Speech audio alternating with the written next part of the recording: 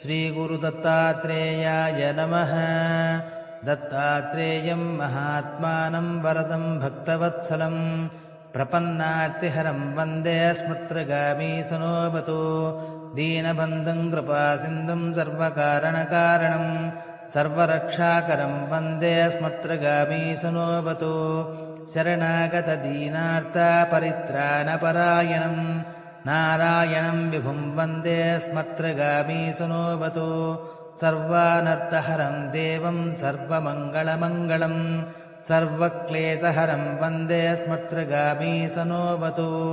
ब्रह्मण्यं धर्मतत्त्वज्ञं भक्तकीर्तिविवर्धनं भक्ताभीष्टप्रदं वन्दे स्मर्त्रगामी सनोबतो शोषणं पापपङ्कस्य दीपनं ज्ञानतेजसः तापप्रशमनं वन्दे स्मर्त्रगामी सनोबतो